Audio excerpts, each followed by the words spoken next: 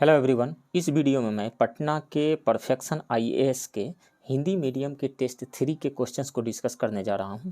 आप इस वीडियो को लाइक कीजिए, शेयर कीजिए और यदि इस चैनल को सब्सक्राइब नहीं किए हैं तो प्लीज़ इस चैनल को सब्सक्राइब कीजिए। तो चलिए शुरू करते हैं।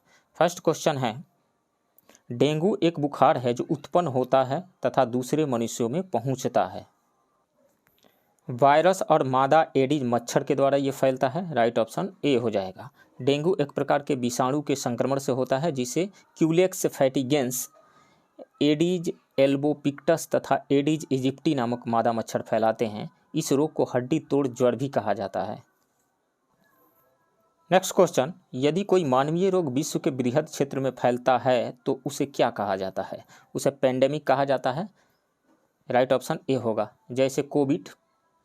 एंडेमिक क्या होता है? जब कोई रोग किसी विशेष क्षेत्र या जनसंख्या में स्थायी रूप से विद्यमान रहता है तो उसे एंडेमिक कहा जाता है। और एपिडेमिक क्या होता है? जब कोई संक्रमण रोग किसी निश्चित जनसंख्या में कम समय में तेजी से फैलता है तो उसे एपिडेमिक कहा जाता है। और पैंडेमिक क्या होता है? एपिडेमिक स्थिति का ही विश्व के बृहद क्षेत्र में विस्तार पैंडेमिक कहलाता है। नेक्स्ट क्वेश्चन, भोजन विषाक्तता का कारण होता है तो सैल्मोनेला बेसिलाई नामक जीवाणु के कारण भोजन विषाक्तता होती है। राइट ऑप्शन बी होगा। नेक्स्ट क्वेश्चन, फेरोमोन्स पाए जाते हैं तो फेरोमोन्स कीटों में पाए जाते हैं। राइट ऑप्शन ए होगा। फेरोमोन्स एक प्रकार का रसायन है जो कीटों द्वारा उत्सर्जित किए जाते हैं। यह विपरीत लिंगी कीटों को आकर्षित करने तथा स्वभाव को निर्धारित करने का कार्य करते हैं। नेक्स्ट क्वेश्चन, एक जीव जो ताड़ी के किण्वन में शामिल है वह है सैकेरोमाइसीज। राइट ऑप्शन सी है। सैकेरोमाइसीज एक कोशिका वाले ईस्ट है जिसका प्रयोग ताड़ी के किण्वन में किया जाता है। नेक्स्ट क्वेश्चन, निम्नलिखित में से कौन गाय की उच्च दूध उत्पादन प्रजाति है? तो टोलस्टीन फ्रीजियन गाय की उच्च दूध उत्पादन प्रजाति है। यह मुख्यतः नीदरलैंड में पाई जाती है। टोलस्टीन। Right option will be B. Next question, मानव रक्त में एल्कोहल की कितनी परसेंटेज मात्रा मृत्यु का कारण होता है? तो मात्र 0.45 यानी 0.45% या इससे ज़्यादा अल्कोहल हो गया बॉडी में तो मृत्यु का कारण बन सकता है। राइट ऑप्शन ई हो जाएगा, none of the above. Next question, मानव हृदय है तो मानव हृदय जो है वो मायोजेनिक हार्ट है। राइट ऑप्शन जो होगा बी होगा। हृदय कई प्रकार के होते हैं। कुछ अकशेरुकीय में दिल अपना काम करने के लिए तंत्रिका तंत्र द्वारा अनुकरण किया जाता है। ऐसे दिल को न्यूरोजेनिक हार्ट कहा जाता है। मानव हृदय मायोजेनिक है यानी यह सीनो ऑरिक्यूलर नोड या पेसमेकर कहे जाने वाले पेशी नोड से संकुचन के लिए उत्तेजना प्राप्त करता है। नेक्स्ट, निम्नलिखित युग्मों में से वह ज्ञात कीजिए जो सही सुमेलित है। स्कर्वी जो है थायमीन की कमी से होता है, नहीं। स्कर्वी जो है विटामिन सी की कमी से होता है जिसका नाम है एस्कॉर्बिक एसिड। तपेदिक एटीएस, तपेदिक यानी टीबी यानी ट्यूबरकुलोसिस का जो टीका होता है वो बीसीजी होता है। तो ये दोनों गलत हो गया यहाँ से। मलेरिया का इलाज जो होता है क्लोरोक्विन से होता है। राइट ऑप्शन यहाँ पे डी हो जाएगा। नेक्स्ट क्वेश्चन, 10 दिनों से अधिक दिन तक उपवास करने पर लीवर पर क्या प्रभाव पड़ता है? तो लीवर में जो स्टोर रहता है ग्लूकोज वो धीरे धीरे कम होने लगता है तो लीवर में ग्लूकोज स्तर कम हो जाता है। राइट ऑप्शन ए होगा। नेक्स्ट क्वेश्चन, निम्नलिखित में कौन सा एंजाइम प्रोटीनों को अमीनो अम्लों में विघटित करता है? तो वो है पेप्सिन। प्रोटीन का पाचन आमाशय में होता है, प्रारंभ होता है। आमाशय में पेप्सिन नामक एंजाइम होता है जो प्रोटीन को छोटे छोटे पॉलीपेप्टाइड और उनके घटक अम्लों में विघटित कर देता है यानी तोड़ देता है। नेक्स्ट, निम्नलिखित में से यौगिकों के किस समूह को सहायक आहार कारक कहा जाता है? तो विटामिन्स को कहा जाता है सहायक आहार कारक। राइट ऑप्शन जो होगा सी होगा। नेक्स्ट, पपीता में मुख्यतः कौन सा विटामिन पाया जाता है? तो पपीता में मुख्यतः विटामिन सी पाया जाता है लेकिन उसमें विटामिन ए भी पाया जाता है, बी का B1 एंड B2 भी पाया जाता है लेकिन मुख्यतः विटामिन सी। सो राइट ऑप्शन जो हो जाएगा वो सी होगा। नेक्स्ट, स्टेथोस्कोप में रोगी की दिल की धड़कन की ध्वनि डॉक्टर के कानों तक पहुंचती है किसके द्वारा? ध्वनि के बहुविवर्तन द्वारा? नहीं, ध्वनि के बहुप्रावर्तन द्वारा यानी मल्टीपल रिफ्लेक्शन के द्वारा। राइट ऑप्शन जो होगा वो बी होगा। जैसे ऑप्टिकल फाइबर में भी यही होता है। मान लीजिए कि ये एक पाइप है, ऑप्टिकल फाइबर का ही हम एग्जांपल लेते हैं। इसमें 2 लेयर्स यहाँ दिया गया है। अंदर वाले को कहा जाता है कोर और बाहर वाले को क्लैडिंग कहा जाता है। अंदर वाले का रिफ्रैक्टिव इंडेक्स जो होता है ज़्यादा होता है, बाहर वाले का रिफ्रैक्टिव इंडेक्स कम होता है। अब मान लीजिए कोई सिग्नल है या साउंड ही है, सिग्नल है, यहाँ पे आकर के यहाँ पे इंसिडेंस हो रहा है, आपतित हो रहा है, इसका आपतन हो रहा है यहाँ पे।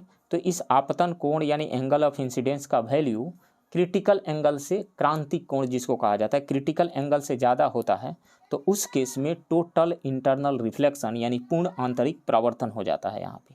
तो पूर्ण आंतरिक परावर्तन यहाँ हो गया, फिर यहाँ से पूर्ण आंतरिक परावर्तन ऐसे हो गया, और एक जगह से दूसरी जगह सिग्नल पहुँच जाता है, जैसे साउंड पहुँच जाता है डॉक्टर के कानों के पास में। तो मल्टीपल रिफ्लेक्शन के थ्रू पहुँचता है। नेक्स्ट क्वेश्चन, निम्नलिखित में से कौन सा पदार्थ सर्वाधिक मजबूत होता है? तो इन सब में सर्वाधिक मजबूत पदार्थ जो है ग्रेफीन है। इसके लिए 2011 या 2012 में नोबेल प्राइज मिला हुआ था। ये सबसे मजबूत पदार्थ है ये। राइट ऑप्शन यहाँ पे डी हो जाएगा। इसका यूज कहाँ कहाँ होता है? जैसे कंप्यूटर चिप्स बनाने में, टच स्क्रीन में इसका यूज होता है। फ्यूचर में तो ऐसे मोबाइल फ़ोन्स आएंगे जिसको मोड़ करके रुमाल की तरह के, दस्ती जो होता है, रुमाल जो होता है, उसके जैसा मोड़ करके पॉकेट में रखा जा सकता है। आने ही लगे, फोल्डेड फ़ोन आने लगे हैं। अब और भी ज़्यादा डेवलप होगा तो मोड़ कर, तोड़ मरोड़ करके पॉकेट में रखा जा सकता है। नेक्स्ट क्वेश्चन, फिटकरी गंदले पानी को किस प्रक्रिया द्वारा स्वच्छ करती है? फिटकरी जो है गंदे पानी को किस प्रक्रिया के द्वारा?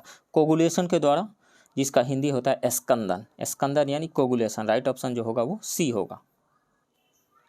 नेक्स्ट, कौन सा तत्व सरसों में तेल की मात्रा बढ़ाने में अत्यधिक उपयोगी होता है? तो सल्फर होता है।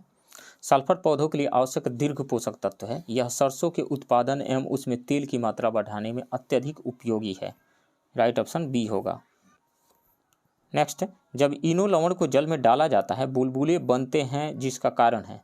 इनो का जो पाउच जो है, पॉकेट, हम जब उसको फाड़ करके पानी में डालते हैं, पानी से भरे हुए गिलास में जब डालते हैं तो उसमें बुलबुला निकलने लगता है। बुलबुला क्यों निकलता है? क्योंकि कार्बन डाइऑक्साइड वहाँ बन जाती है, इसकी वजह से बुलबुले निकलने लगते हैं, CO2 gas. Right option B होगा।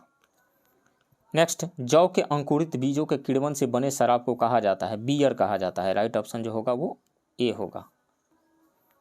नेक्स्ट, छपाई में प्रयोग की जाने वाली स्याही निम्नलिखित में से किसके अपघटन से प्राप्त होती है? तो मीथेन से प्राप्त होती है। मीथेन को जब 100 डिग्री सेल्सियस तक जब जलाया जाता है तो उससे कार्बन ब्लैक प्राप्त होता है, जो छपाई के काम में आता है। राइट ऑप्शन यहाँ पे बी होगा। नेक्स्ट क्वेश्चन, इथिल एल्कोहल में निम्न को मिलाकर पीने के अयोग्य बनाया जाता है। मतलब इथाइल एल्कोहल यानी इथेनॉल C2H5OH में, ये शराब है, इसमें क्या मिला दिया जाता है, क्या मिल जाता है जिसकी वजह से वो पीने लायक नहीं बच पाता और पीने वालों की डेथ हो जाती है? जहरीला शराब बन जाता है। ये शराब जो है जहरीला बन जाता है। इसमें मिथेनॉल मिल जाता है, यानी CH3OH जब मिल जाएगा तो ये बहुत ही ज़्यादा पॉइजनस है। मिथेनॉल यदि किसी तरीके से मिल गया इथेनॉल में तो पीने लायक नहीं बच पाएगा, डेथ हो जाएगी। एम्पिरिडीन। राइट ऑप्शन जो होगा वो बी होगा। नेक्स्ट, निम्नलिखित में से किसको वुड स्पिरिट भी कहा जाता है?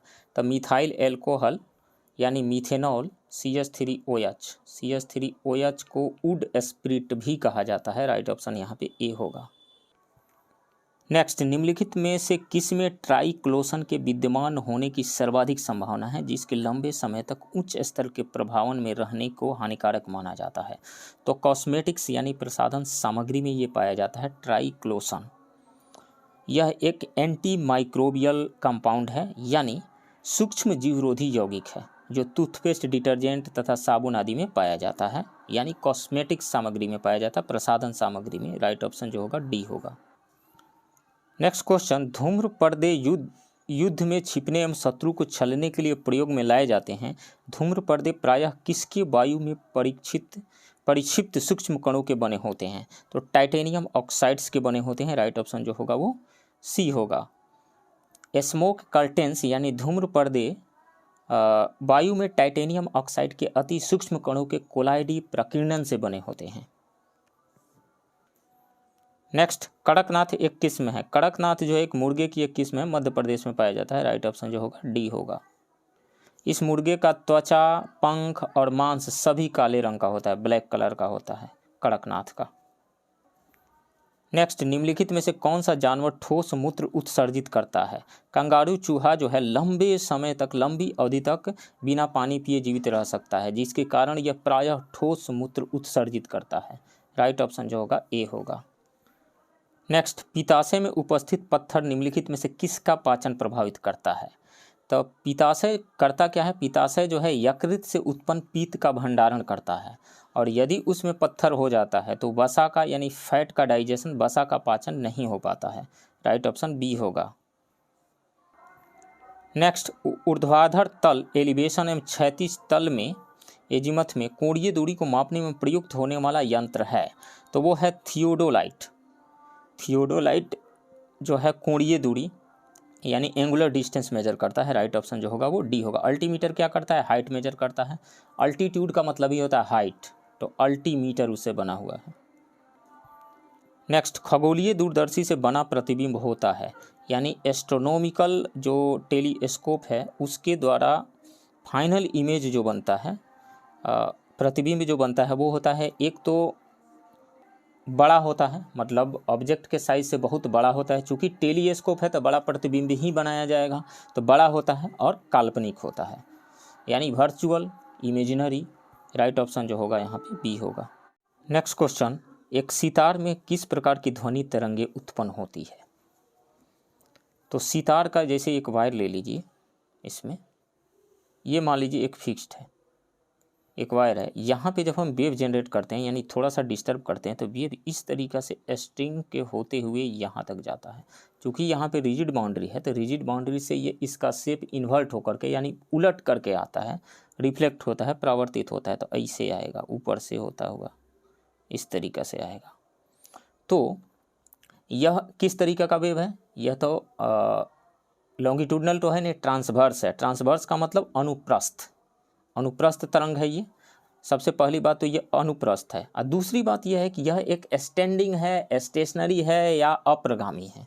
मतलब ये स्टैंडिंग मतलब स्टेशनरी, मतलब ये रहा कि जितनी एनर्जी बाएं से दाएं की तरफ ट्रांसफ़र हो रही है उतनी ही एनर्जी, उतनी ही ऊर्जा दाएं से बाएं की तरफ ट्रांसफ़र हो जा रही है। इस कारण से नेट एनर्जी का ट्रांसफ़र जो है, यानी ऊर्जा का जो ट्रांसफ़र हो रहा है वो नेट नहीं हो पा रहा है। इस कारण से इसको हम कहेंगे अप्रगामी। ऐसा लग रहा है कि ये रुकी हुई है, स्टैंडिंग है, स्टेशनरी वेव है, तो ये जो है अप्रगामी एवं अनुप्रस्थ तरंगे हैं। राइट ऑप्शन यहाँ पे डी होगा।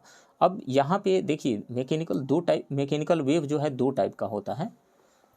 ऐसे तो वेव दो टाइप का होता है, मैकेनिकल वेव है, non mechanical wave. Non mechanical wave उस तरह की वेव को कहा जाता है जो बिना किसी मीडियम का भी एक जगह से दूसरी जगह चला जाए। जैसे सारे इलेक्ट्रोमैग्नेटिक वेव हो गए, उसमें लाइट भी हो गया। और मैकेनिकल वेव क्या होता है? जिसको एक जगह से दूसरी जगह जाने के लिए मीडियम की ज़रूरत होती है। बिना मीडियम को वह ट्रेवल नहीं कर सकता है, एक जगह से दूसरी जगह नहीं जा सकता है।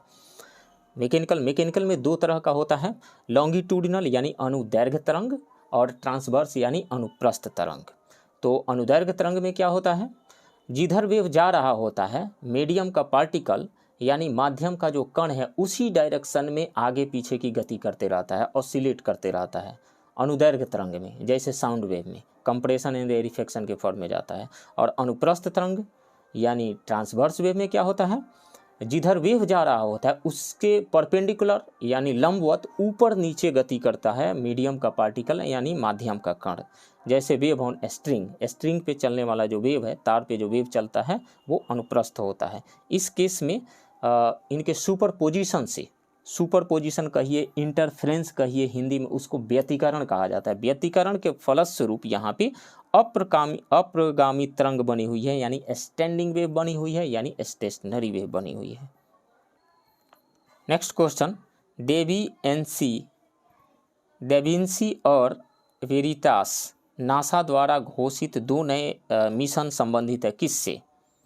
तो ये वीनस से संबंधित है, वीनस यानी शुक्र से संबंधित है। राइट ऑप्शन यहाँ पे डी हो जाएगा। अमेरिकी अंतरिक्ष एजेंसी नासा ने वर्ष 2021 में शुक्र ग्रह के अनुसंधान हेतु दो नए मिशनों का चयन किया, जिनका नाम ये दिया गया है। यह शुक्र ग्रह के वायुमंडल के संगठन की माप करेगा, वह शुक्र की सतह का मानचित्रण करेगा। नेक्स्ट, भौतिकी में चतुर्थ आयाम का परिचय दिया था, यानी फोर्थ डायमेंशन, को किसने दिया था? आइंस्टीन ने दिया था। राइट ऑप्शन जो होगा बी होगा। नेक्स्ट क्वेश्चन, क्वांटम डॉट है। तो क्वांटम डॉट जो है एक अर्धचालक नैनो कण है जो इलेक्ट्रॉन के परिवहन में सक्षम होते हैं। जब कोई पराबैंगनी प्रकाश इन नैन कणों से टकराता है तो ये विभिन्न रंगों का प्रकाश उत्सर्जित करते हैं। इन कृत्रिम अर्धचालक नैनो कणों का अनुप्रयोग सौर सेलों, प्रदीप्त जैविक लेबल इत्यादि में मिलता है। प्रदीप्त जैविक लेबल्स का मतलब फ्लोरोसेंट बायोलॉजिकल लेबल्स में भी मिलता है। सो राइट ऑप्शन यहाँ पे हो जाएगा अर्धचालक नैनो संरचना, डी। नेक्स्ट क्वेश्चन, निम्नलिखित में से कौन सा तत्व पौधों में सूक्ष्म पोषक नहीं होते हैं? तो आयरन होता है, मैग्नीज होता है, तांबा भी होता है, लेकिन मैग्नीशियम सूक्ष्म पोषक तत्व नहीं होता है। राइट ऑप्शन यहाँ पे डी होगा। पौधों के विकास के लिए 17 अनिवार्य तत्वों को चिन्हित किया गया है। 17 अनिवार्य जो तत्व हैं वो है nitrogen, phosphorus, potassium, carbon, hydrogen, oxygen, calcium, magnesium, sulphur, लौह, जिंक, मैग्नीज, बोरॉन, तांबा, निकेल, क्लोरीन, मोलिब्डेनम। इनमें से जो 7-8 हैं, जैसे copper, iron, manganese, molybdenum, zinc, chlorine and nickel, इनको कहा जाता है सूक्ष्म पोषक तत्व। इसमें मैग्नीशियम नहीं आता है। नेक्स्ट, अधोलिखित में से कौन सा पृथ्वी के कार्बन चक्र में कार्बन डाइऑक्साइड की मात्रा को नहीं बढ़ाता है? तो श्वसन के थ्रू कार्बन डाइऑक्साइड रिलीज होता है और कार्बन डाइऑक्साइड की मात्रा को बढ़ाता है। जैविक पदार्थों का क्षय जब होता है तो भी वहाँ से कार्बन डाइऑक्साइड बनता है। ज्वालामुखी क्रिया, वोल्केनिक इरप्शन जब भी होता है तो वहाँ पे कार्बन डाइऑक्साइड रिलीज होता है। तो इन तीनों से कार्बन डाइऑक्साइड की मात्रा तो बढ़ती है, लेकिन प्रकाश संश्लेषण में कार्बन डाइऑक्साइड का यूज होता है, इससे कार्बन डाइऑक्साइड की मात्रा बढ़ती नहीं है। सो राइट ऑप्शन जो हो जाएगा वो बी होगा। नेक्स्ट, जो मनुष्य यह नहीं समझ पाता कि कब उसे भोजन करना रोक देना चाहिए, लगातार खाते ही रहता है, वह पीड़ित है, किस बीमारी से पीड़ित है? तो उस बीमारी का नाम है बुलीमिया। राइट ऑप्शन जो होगा वो ए होगा। नेक्स्ट क्वेश्चन, भारत की जैव ईंधन की राष्ट्रीय नीति के अनुसार जैव ईंधन के उत्पादन के लिए निम्नलिखित में से किसका उपयोग कच्चे माल के रूप में हो सकता है? तो भारत सरकार के द्वारा राष्ट्रीय जैव ईंधन नीति की घोषणा की गई, जिसके अनुसार कच्चे तेल के आयात में कमी लाना तथा घरेलू स्तर पर जैव ईंधन के उत्पादन को बढ़ाना इस नीति का प्रमुख उद्देश्य है। जैव ईंधन के रूप में गन्ने का रस, चुकंदर, मकई, कसावा, सड़े हुए आलू तथा क्षतिग्रस्त अनाज जैसे गेहूं, चावल आदि का उपयोग किया जाता है। तो कसावा का भी किया जाता है, सड़ा आलू, चुकंदर, क्षतिग्रस्त गेहूं के दाने, ये सभी। सो राइट ऑप्शन हो जाएगा ई। नेक्स्ट, निम्नलिखित में से किस कुल के पौधे से टापा कपड़ा बनाया जाता है? तो टापा कपड़ा बनाने हेतु प्रायः शहतूत परिवार के यानी मोरेसी के पौधों की आंतरिक छाल का उपयोग किया जाता है। टापा वस्त्र प्रशांत महासागर के द्वीपों में मुख्य रूप से टोंगा, समोआ और फिजी में बनाया जाने वाला एक वार्क क्लॉथ है। सो राइट ऑप्शन यहाँ हो जाएगा मोरेसी, बी। नेक्स्ट, अफीम किस श्रेणी की दवा के अंतर्गत आता है? तो अवसादकारी यानी डिप्रेसेंट की कैटेगरी में आता है। डिप्रेसेंट नारकोटिक्स ड्रग्स के कैटेगरी में आता है अवसादकारी। राइट ऑप्शन जो होगा यहाँ पे ए हो जाएगा। इससे दर्द निवारक, मॉर्फिन, हीरोइन ड्रग आदि का संश्लेषण किया जाता है अफीम से। नेक्स्ट, निम्नलिखित में से वह कौन सा हार्मोन है जिसकी अधिकता से एक्रोमीगली नामक विकार उत्पन्न हो जाता है? तब वृद्धि हार्मोन या सोमैटोट्रोपिक हार्मोन शरीर की वृद्धि, विशेषतया हड्डियों की वृद्धि को नियंत्रित करता है। इसकी अधिकता से भीमकायता अथवा एक्रोमीगली विकार उत्पन्न हो जाता है सोमैटोट्रोपिक हार्मोन से। राइट ऑप्शन ए। नेक्स्ट, मानव शरीर में प्रोटीन का पाचन निम्नलिखित में से किस अंग से प्रारंभ होता है? तो अमाशय से ही प्रारंभ हो जाता है। राइट ऑप्शन डी होगा। प्रोटीन का पाचन अमाशय से प्रारंभ होता है। हाइड्रोक्लोरिक अम्ल यानी HCl हाइड्रोक्लोरिक एसिड की उपस्थिति में निष्क्रिय प्रोरेनिन सक्रिय रेनिन में परिवर्तित हो जाता है। यह रेनिन दूध में उपस्थित कैसिनोजन प्रोटीन को कैसीन में बदल देता है। नेक्स्ट, यदि पादप के जाइलम को यांत्रिकतः अवरुद्ध कर दिया जाए तब पादप का निम्नलिखित में से कौन सा कार्य प्रभावित होगा? तो दो तरह के जो टिश्यू होते हैं पौधों में, एक तो जाइलम जो जल को लेकर के, जल और मिनरल्स जो घुले रहते हैं उसको लेकर के पौधे के हर एक भाग तक पहुंचाता है, और फ्लोएम जो फूड बनता है, भोजन बनता है, उसको लेकर के आता है, पौधे के हर एक भाग तक पहुंचाता है। तो यदि किसी तरीका से जाइलम को अवरुद्ध कर दिया जाए, काट दिया जाए, तो जल और उसमें जो घुलनशील जो मिनरल्स है, विलेय जो है, उसका अभिगमन आवागमन रुक जाएगा, एक जगह से दूसरी जगह पौधे में नहीं जा पाएगा, पौधे सूख जाएंगे। राइट ऑप्शन जो होगा वो बी होगा। नेक्स्ट, निम्नलिखित में से कौन सा या कौन से वर्णक प्रकाश संश्लेषण में सहायक होते हैं? तो क्लोरोफिल ए भी होता है, क्लोरोफिल बी एंड जेंथोफिल होता है, तीनों होते हैं। राइट ऑप्शन ई हो जाएगा, मोर देन वन। प्रकाश को अवशोषित करने के लिए क्लोरोफिल ए प्रमुख उत्तरदायी वर्णक हैं। क्लोरोफिल बी, जेंथोफिल और कैरोटियाइड्स जिन्हें सहायक वर्णक कहते हैं, प्रकाश का अवशोषण करते हैं और क्लोरोफिल ए को ऊर्जा स्थानांतरित करते हैं। सॉरी, जेंथोफिल नहीं, क्लोरोफिल ए, क्लोरोफिल बी और कैरोटीनॉइड्स, ये तीनों जो होंगे यहाँ से सही होंगे। क्लोरोफिल बी और कैरोटियाड्स जो हैं वो ये सहायक वर्णक है और ये प्रकाश को अवशोषण करते हैं प्रकाश का, और एनर्जी जो है क्लोरोफिल ए को ट्रांसफ़र कर देते हैं।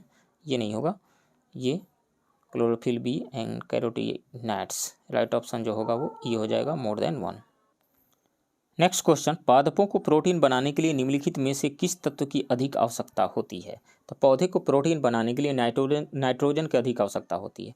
फसल कटाई के बाद मृदा में, मिट्टी में नाइट्रोजन की कमी हो जाती है। यद्यपि वायु में नाइट्रोजन गैस प्रचुर मात्रा में उपलब्ध है, परंतु पादप इसका उपयोग उस प्रकार से करने में असमर्थ हैं जैसा कि वे कार्बन डाइऑक्साइड का उपयोग करते हैं। पौधे नाइट्रोजन को विलेय रूप में ही अवशोषित कर सकते हैं, नाइट्रेट के रूप में, घुलनशील नाइट्रेट के रूप में ही। सो राइट ऑप्शन यहाँ पे हो जाएगा नाइट्रोजन, ए।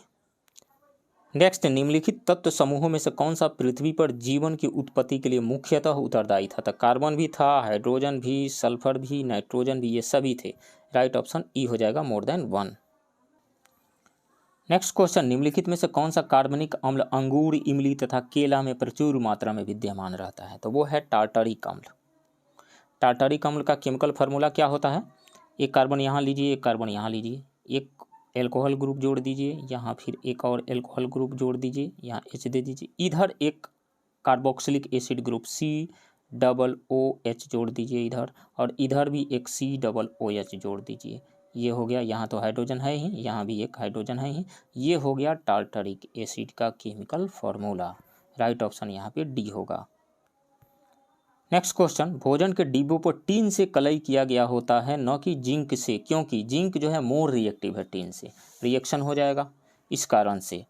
तो जिंक टीन से महंगा है? नहीं, टीन की तुलना में जिंक का गलनांक अधिक उच्च होता है, ये भी सही नहीं है। टीन की तुलना में जिंक अधिक प्रतिक्रियाशील है। सो राइट ऑप्शन यहाँ पे सी हो जाएगा। नेक्स्ट, निम्नलिखित प्रजातियों में से कौन सी दांत वाली व्हेलों में विशालतम है? तो वो है sperm whale. Right option C होगा। दांतों वाली व्हेलों में स्पर्म व्हेल व्हेलों की सबसे विशालतम प्रजाति है। स्पर्म व्हेल सब आर्कटिक और सब अंटार्कटिक जल में पाई जाती है। इसकी लंबाई लगभग 16 से 20 मीटर तक होती है। नेक्स्ट, निम्नलिखित में से कौन सा पृथ्वी पर पाए जाने वाले सभी जीव का आनुवंशिक पदार्थ है? तो वो होता है DNA, nucleic acid, D ribo nucleic acid. D ribo nucleic acid. Right option जो होगा वो सी होगा, न्यूक्लिक अम्ल।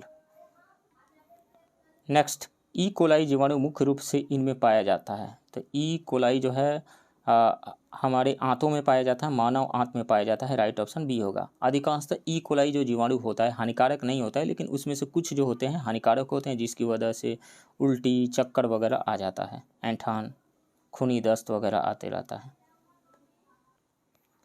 नेक्स्ट क्वेश्चन, प्रशीतन खाद्य परिरक्षण में मदद करता है। प्रशीतन जो है खाद्य परिरक्षण में मदद किस प्रकार से करता है? जीवाणुओं को मारकर? जीवाणु को तो मारता नहीं है। जैव रासायनिक अभिक्रिया के दर को कम करके। बिल्कुल, टेम्परेचर जब कम हो जाता है तो रिएक्शंस जो होते हैं वो स्लो हो जाते हैं। जैव रासायनिक अभिक्रिया की दर जो हो जाती है वो कम हो जाती है, और खाद्य जो है यानी भोजन जो है, खाद्य पदार्थ जो है लंबे समय तक सुरक्षित रह जाते हैं। राइट ऑप्शन बी होगा, सड़ते गलते नहीं है। नेक्स्ट क्वेश्चन, ऑक्सीजन अनुपस्थित होता है। कांच में उपस्थित होता है, सीमेंट में भी होता है, मिट्टी में भी होता है, लेकिन केरोसिन एक हाइड्रोकार्बन है, और हाइड्रोकार्बन में सिर्फ कार्बन एंड हाइड्रोजन होता है, ऑक्सीजन नहीं होता है। सो राइट ऑप्शन होगा ए। नेक्स्ट क्वेश्चन, अंतःश्वसित वायु तथा उच्छ्वसित वायु में ऑक्सीजन का प्रतिशत कितना होता है?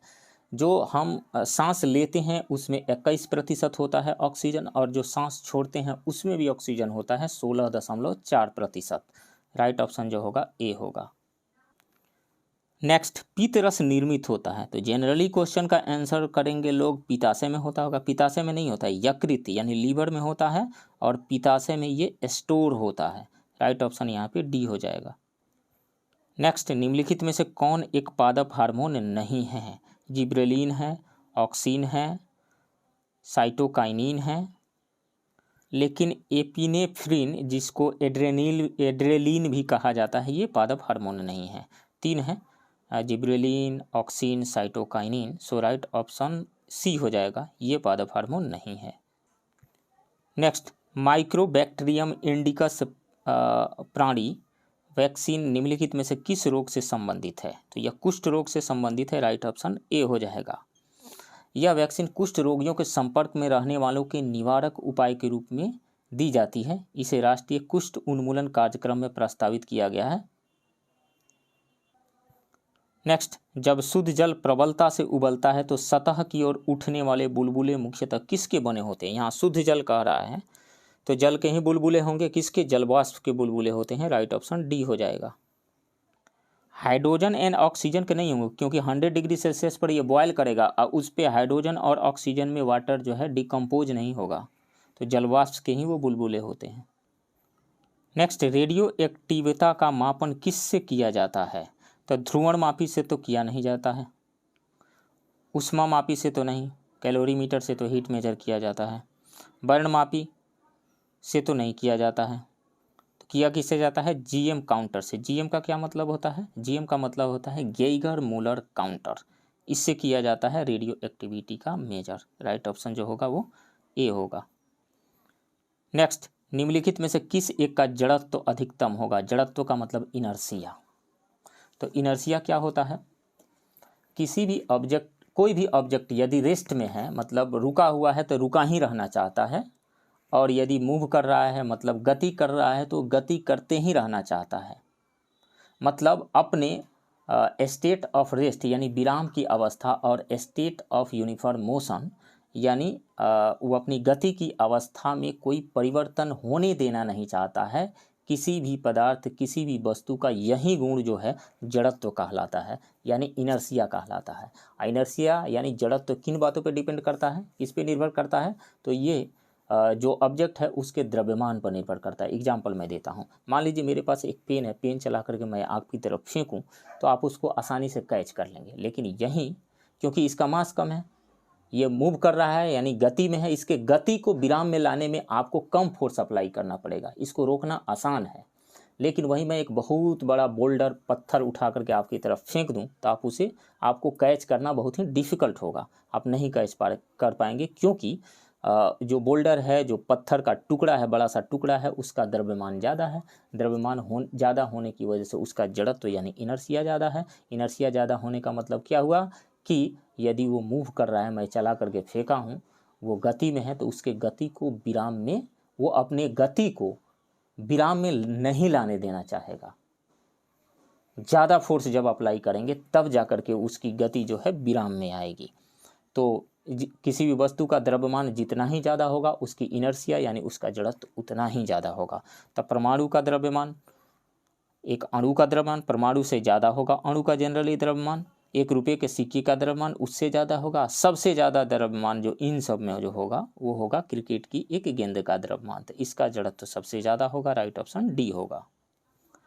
नेक्स्ट क्वेश्चन, ध्वनि की प्रबलता किससे संबंधित है? ध्वनि की प्रबलता यानी लाउडनेस किससे संबंधित है? तो लाउडनेस जो है आयाम से संबंधित है यानी एम्पलीट्यूड से संबंधित है। किसी ध्वनि का, कोई ध्वनि ज़्यादा लाउडर है, ज़्यादा तेज है, इसका मतलब है कि उसका आयाम ज़्यादा है, उसका एम्पलीट्यूड ज़्यादा है। और आवृत्ति एंड तारत्व यानी पिच एक दूसरे से ये संबंधित है। पिच जो है आवृत्ति से संबंधित है। पिच किसी भी साउंड का पिच ज़्यादा है मतलब वो आवाज़ पतला है, जैसे फीमेल वॉइस, इसका मतलब है कि उसकी आवृत्ति यानी उसकी फ्रीक्वेंसी ज़्यादा है। और किसी साउंड का जो तारत्व कम है यानी पिच कम है, इसका मतलब है कि वो आवाज़ मोटा है और उसकी आवृत्ति यानी फ्रीक्वेंसी कम है, जैसे मेल वॉइस। सो राइट ऑप्शन यहाँ पे बी होगा। ध्वनि की प्रबलता इसके आयाम से संबंधित है। नेक्स्ट, प्रकाश का रंग निर्धारित होता है इसके तरंग दैर्घ्य से निर्धारित होता है। तरंग दैर्घ्य यानी वेवलेंथ से, जैसे विजुअल कलर हो गया 400 नैनोमीटर से लेकर के 750 कह दीजिए या 700 नैनोमीटर कह दीजिए, विजुअल कलर का होता है। जो दृश्य प्रकाश होता है उसका तरंग दैर्घ्य यानी वेवलेंथ होता है। तो प्रकाश का रंग निर्धारित होता है तरंग दैर्घ्य से। जैसे लाल कलर है, उसका तरंग दैर्घ्य सबसे ज़्यादा होगा 750 के आसपास में, 700 से ज़्यादा 750 के आसपास में होगा तरंग दैर्घ्य। उसके बाद में सबसे कम जो तरंग दैर्घ्य होता है वो वायोलेट कलर का होता है, वायलेट कलर का। सो कलर जो है वो तरंग दैर्घ्य से तो निर्धारित होता ही है। राइट ऑप्शन यहाँ पे बी होगा। नेक्स्ट क्वेश्चन, आंख के रेटिना की परंपरागत कैमरा के निम्नलिखित में से किस भाग से तुलना की जा सकती है?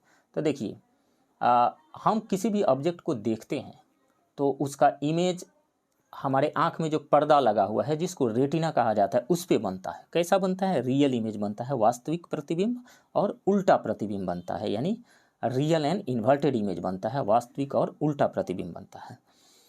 अब कैमरा को ले लीजिए, कैमरा में प्रतिबिंब जो फोटो खींचा जाता है वो प्रतिबिंब कहाँ बनता है, इमेज कहाँ बनता है? उसके रील पे बनता है, फिल्म पे बनता है। सो राइट ऑप्शन यहाँ पे हो जाएगा।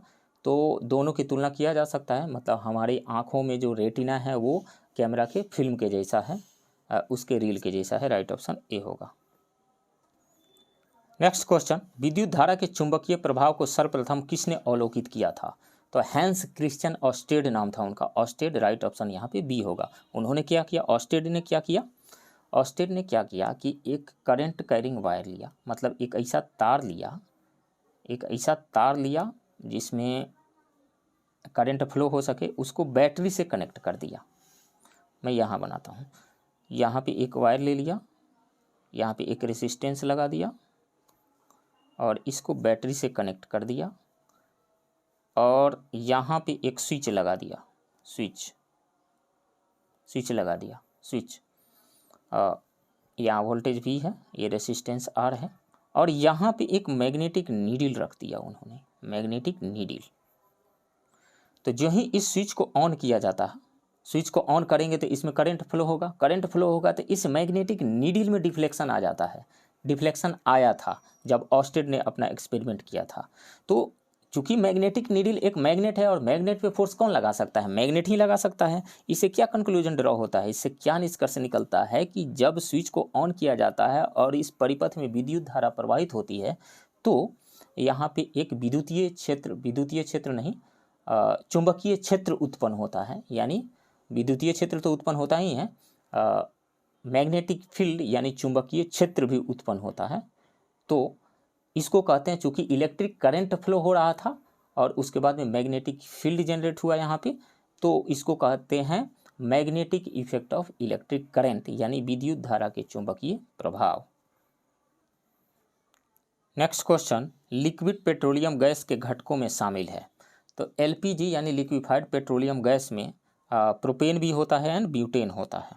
ये प्रोपेन एंड ब्यूटेन का मिक्सचर होता है। तो इसमें से दो हो जाएगा, दोनों सही है। सो राइट ऑप्शन यहाँ पे क्या हो जाएगा? ई हो जाएगा, मोर देन वन। और मीथेन किस में होता है? सीएनजी में होता है, कंप्रेस्ड नेचुरल गैस। सीएनजी में होता है क्या? सीएनजी में मीथेन होता है और एलपीजी में प्रोपेन एंड ब्यूटेन। ऐसे इथाइल मर्केप्टन C2H5SH ये मिलाया जाता है SH, इसको इथाइल मर्केप्टन कहा जाता है। जो एलपीजी गैस लीक होने पे जो गंध आता है, स्मेल आता है, वो इसी इथाइल मर्केप्टन का होता है। इसको इसलिए मिलाया जाता है ताकि उसमें कहीं लीकेज हो रहा हो तो उसको गंध पता चल जाए और पता चल जाए कि गैस लीक हो रहा है। नेक्स्ट क्वेश्चन, यूरिया है। तो यूरिया क्या है? यूरिया जो है एक नाइट्रोजन युक्त कार्बनिक यौगिक है। इसका फॉर्मूला क्या होता है? NH2CONH2 होता है, NH2CONH2 ये यूरिया का फॉर्मूला होता है। इसमें है क्या? नाइट्रोजन है, कार्बन है, हाइड्रोजन है। यह एक कार्बनिक यौगिक है, यानी ऑर्गेनिक कंपाउंड है, नाइट्रोजन युक्त कार्बनिक यौगिक है। राइट ऑप्शन ए होगा। नेक्स्ट क्वेश्चन, निम्नलिखित में से कौन सा वायु प्रदूषक ऑक्सीजन की अपेक्षा अधिक शीघ्रता से रक्त के हीमोग्लोबिन में घुल जाता है? तो वो है कार्बन मोनोऑक्साइड। कार्बन मोनोऑक्साइड जो है ऑक्सीजन के रेस्पेक्ट में 200 गुना ज़्यादा तेजी से रिएक्शन करता है हीमोग्लोबिन से, कार्बन मोनोऑक्साइड। और क्या बनाता है? कार्बोक्सी हीमोग्लोबिन बनाता है, HbCO, कार्बोक्सी हीमोग्लोबिन HbCO। और ये एक बहुत ही ज़्यादा स्टेबल कंपाउंड है। और जब कार्बोक्सी हीमोग्लोबिन बन जाता है तो ब्लड की ऑक्सीजन कैरिंग कैपेसिटी जो होती है वो कम हो जाती है। मतलब ब्लड जो ऑक्सीजन लेकर के जा रहा है हर एक कोशिकाओं के पास में, वो कम हो जाती है, उसकी क्षमता कम हो जाती है। सो राइट ऑप्शन यहाँ पे क्या हो जाएगा? सी हो जाएगा। नेक्स्ट, सिगरेट के धुएं में मुख्य प्रदूषक है। तो सिगरेट के धुएं में जो पाया जाता है कार्बन मोनोऑक्साइड पाया जाता है और benzene, carbon monoxide and benzene. Right option जो होगा वो सी होगा। नेक्स्ट, निम्नलिखित बहुलकों में से किसका उपयोग न चिपकने वाली कड़ाही के निर्माण में किया जाता है? तो टेफ्लॉन का यूज किया जाता है। ये हीट का भी बैड कंडक्टर है और इलेक्ट्रिसिटी का भी बैड कंडक्टर है। राइट ऑप्शन ए होगा। विद्युत एंड ऊष्मा दोनों का ये कुचालक है। नेक्स्ट क्वेश्चन, निम्नलिखित में से कौन एक शैवाल नहीं है? तो हरा शैवाल होता है, लाल शैवाल होता है, भूरा शैवाल होता है, लेकिन नीला शैवाल नहीं होता है। नील हरित शैवाल होता है, नील हरित शैवाल, blue green algae. Right option A होगा। नेक्स्ट क्वेश्चन, निम्नलिखित में से किस में नाइट्रोजन होता है? प्रोटीन में होता है, क्लोरोफिल में होता है, हार्मोन में होता है, लेकिन कार्बोहाइड्रेट में नहीं होता है। जैसे एग्जांपल मैं देता हूँ, ग्लूकोज C6H12O6, ये भी एक कार्बोहाइड्रेट ही है। इसमें कार्बन, हाइड्रोजन एंड ऑक्सीजन है, नाइट्रोजन नहीं है। तो कार्बोहाइड्रेट में नहीं होता है, बाकी तीनों में होता है। राइट ऑप्शन ई हो जाएगा, मोर देन 1। नेक्स्ट, निम्नलिखित जीवों में से किसमें वास्तविक पुनर्जनन होता है? अर्थात एक खंडित जीव अपने शरीर के लुप्त अंग को पुनः प्राप्त कर लेता है। तो प्लेनेरिया का मतलब चपटा कृमि होता है, इसमें वास्तविक पुनर्जनन होता है। प्लेनेरिया को टुकड़ों में विभक्त किए जाने पर प्रत्येक टुकड़ा पुनर्जनन के द्वारा पूर्ण जीव में बदल जाता है।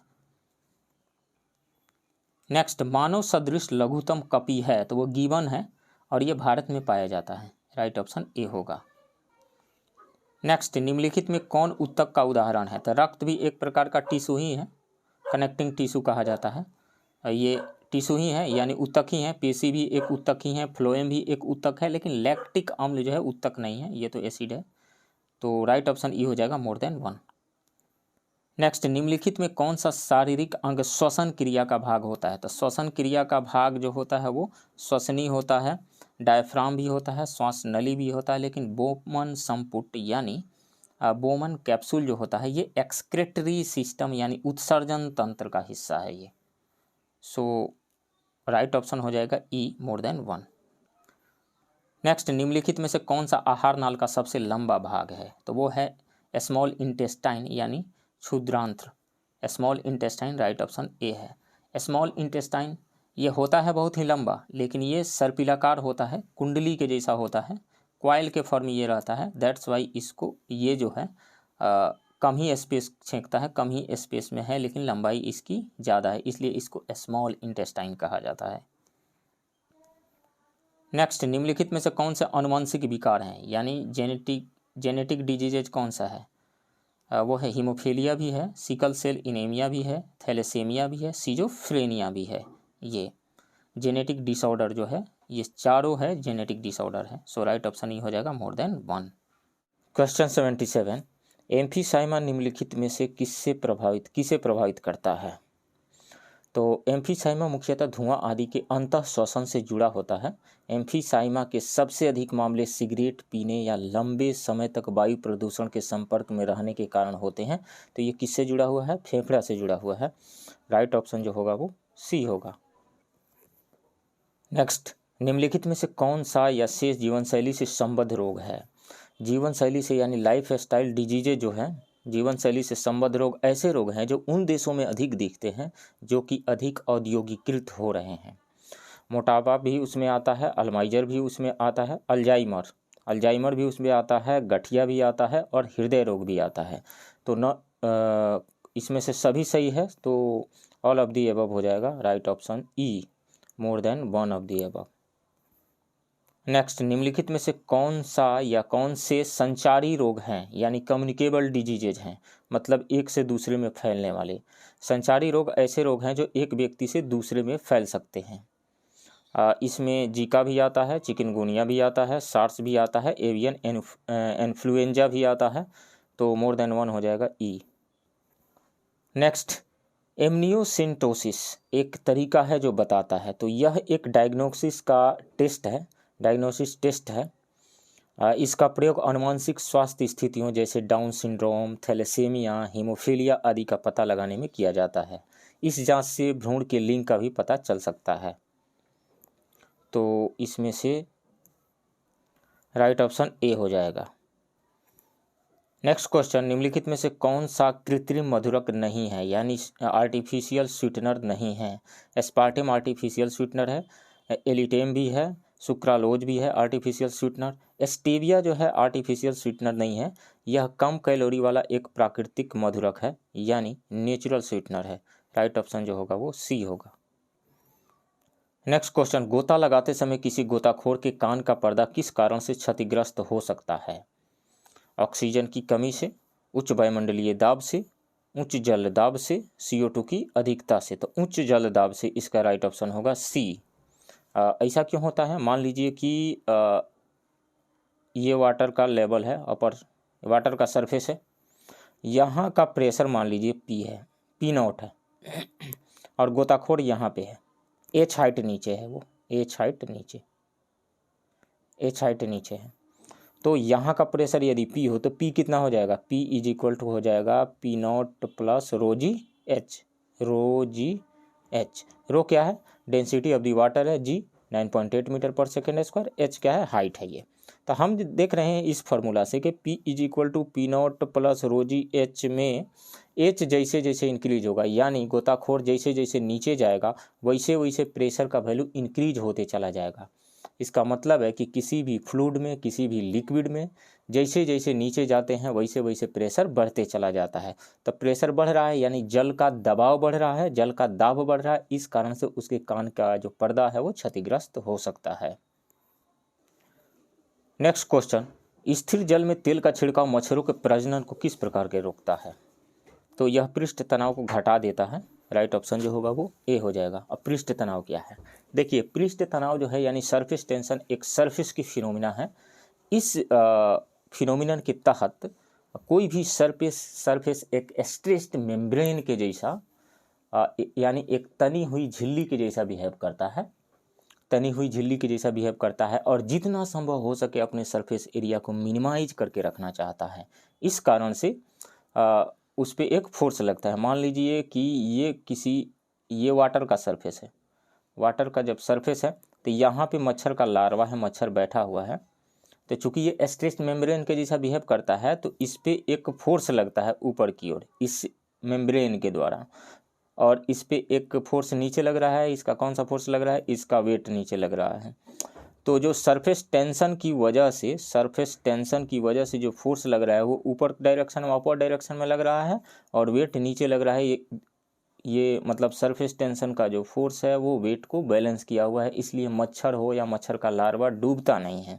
अब देखिए जब तेल का छिड़काव हम कर देते हैं तो सरफेस टेंशन का वैल्यू कम हो जाता है।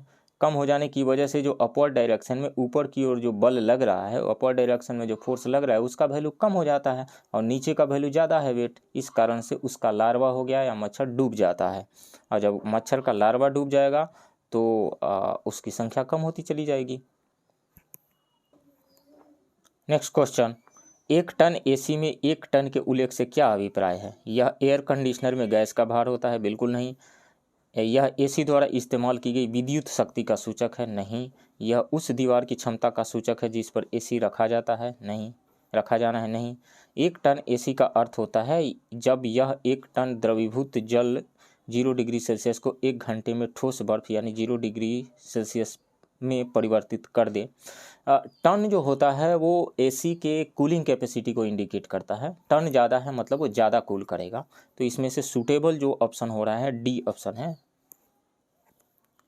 नेक्स्ट क्वेश्चन, इनमें से कौन सी तरंग विद्युत चुंबकीय तरंग है। तो देखिए तरंग यानी वेव 2 टाइप की होती है, मैकेनिकल वेव है, non mechanical wave. Mechanical wave उस तरह के वेव को कहा जाता है जिसको एक जगह से दूसरे जगह जाने के लिए किसी मीडियम, किसी माध्यम की ज़रूरत होती है। बिना किसी माध्यम का वह एक जगह से दूसरी जगह नहीं जा सकते हैं। जैसे स्ट्रिंग पर का wave, wave on string, sound wave यानी ध्वनि तरंग, और दूसरी टाइप का जो होता है नॉन मैकेनिकल वेव होता है। नॉन मैकेनिकल वेव उस तरह के वेव को कहा जाता है जिसको एक जगह से दूसरी जगह जाने के लिए, ट्रेवल करने के लिए किसी मीडियम की ज़रूरत नहीं होती है। यानी मीडियम है तो भी ट्रेवल करके चला जाएगा और मीडियम नहीं है तो भी ट्रेवल करके चला जाएगा। जितने भी इलेक्ट्रोमैग्नेटिक वेव है, लाइट भी एक तरह का इलेक्ट्रोमैग्नेटिक वेव ही है, तो जितने इलेक्ट्रोमैग्नेटिक वेव है उसको एक जगह से दूसरी जगह जाने के लिए किसी मीडियम की ज़रूरत नहीं है, वो वैक्यूम यानी निर्वात में भी जा सकते हैं।